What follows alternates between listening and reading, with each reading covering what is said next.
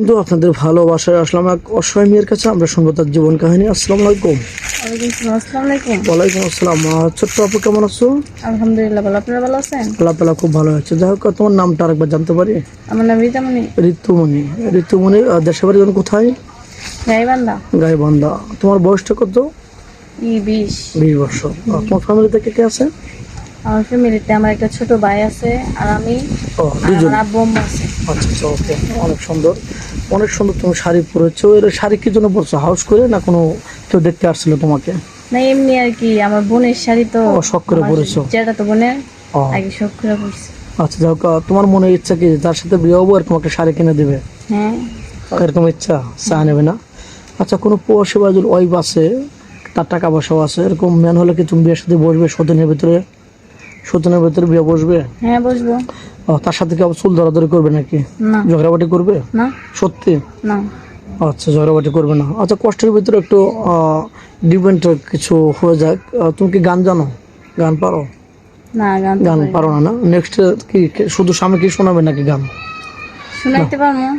শুধু স্বামীকে শোনাবে সবার নাকি? সামনে তো আর কি বলা যায় না আর কি, স্বামী তো ঘরের স্বামী, ঘরের স্বামী। তার সামনে তো বলাই যাবে। ও আচ্ছা, যাই হোক, ওটা সিক্রেট, শুধু স্বামী শুনতে পারবে, আমরা না। হ্যাঁ। অনেক সুন্দর কথা। যাই হোক, তুমি বিয়ের শাদী করবে, অনেক সুন্দর কথা। কোনো প্রবাসী কোনো ভাই আমাদের ভিডিওটা পাবলিক হচ্ছে, দেশ প্রবাস থেকে দেখছে, প্রবাসী ভাই যদি তোমার দাঁড়িয়ে আছে, বয়স 30-40, তোমার কি কোনো আপত্তি থাকবে দাঁড়িয়ে মেয়ের সাথে বিয়ে করবে? না, কোনো আপত্তি থাকবো না। ও আচ্ছা, দাঁড়িয়ে থাকে তো নবীর শূন্য তার ভালো নাকি? হ্যাঁ। কিন্তু তোমার বান্ধবী বা কেউ তোমার ফ্রেন্ড সার্কেল জিগায় যে তুমি দাঁড়িয়ে লোকের সাথে বিয়ে বসলে কেন, তুমি কি অ্যান্সার দেবে বলো? যে দাড়িওয়ালা দেখে কি হইছে, তারপরে তো মানুষ সে তো না অনেক বা ভালো। জি জি জি। তাই না? হ্যাঁ, আর দাঁড়িয়ে রাখা নবীর সুন্নত, হুম। আর মুসলমানের দাঁড়িয়ে রাখতে হবে নাকি? হ্যাঁ। তো যাই হোক, তোমার স্বামী যদি তোমাকে বিয়ের পরে বলে যে পর্দা করে চলতে হবে, বোরকা ছাড়া চলা যাবে না, তুমি কি বোরিং ফিল করবে নাকি ওটা মেনে নেবে আলহামদুলিল্লাহ? মেনে নিব। সত্যি? হ্যাঁ। যা হোক, কোনো প্রবাসী ভাই যদি তোমাকে বাংলাদেশে রেখে দেন বিয়ের সাথে করে, তুমি কি তার টাকা পয়সা হাতে নিয়ে অর্থ সম্পদ নিয়ে চলে যাবে আমাদের চ্যানেলে বদনাম করে? না। সত্যি এরকম করবে না তো? হ্যাঁ। তখন আমাদের চ্যানেলে বদনাম হবে, এরকম করবে না সত্যি? হ্যাঁ। না, এখন তো তুমি অসহায়, পাশে দাঁড়ানোর মতো কেউ নেই, এখন তুমি সবই শিকার হচ্ছে। পরে তো আবার কোনো প্রতারণার এরকম বা কোনো একটা মানসিক তো এরকম ভাবে কোনো ধোকা দেবে না বা বেমানি ওরকম করবো না, ওরকম কিছু হবে না। কিচ্ছু হবে না? না, না। যাই হোক, তুমি তো ফোন কেন নেই নাকি? না, আমি তো ফোন চালাই না। ও, আজও ফোন কেন নেই? চালাবে কত থেকে? যাই হোক, তোমার ফোন নাম্বার তো নেই।